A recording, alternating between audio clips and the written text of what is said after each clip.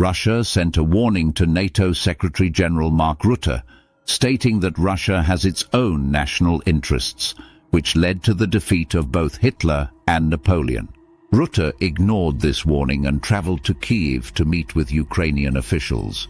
He stated that his mission was to support Ukraine while fighting with Russia, and that NATO would commit $44.1 billion in military aid to Ukraine in 2025.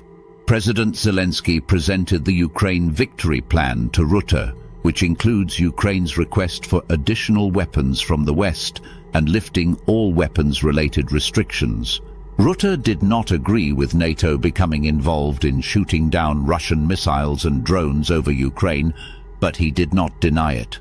He publicly supported Ukraine's right to use all Western-donated weapons to strike targets deep into Russia as it deems fit, asserting that Ukraine's right to self-defense extends beyond the border, and Russia's illegal war justifies Ukraine's use of Russian weapons against targets within Ukraine. The conflict in Ukraine is complex due to various factors, including the use of weapons, the question of Ukraine joining NATO, and the potential for escalation. Attacks on Russia could lead to a loss of Russian morale, degraded Russian capability, but could also potentially escalate the war.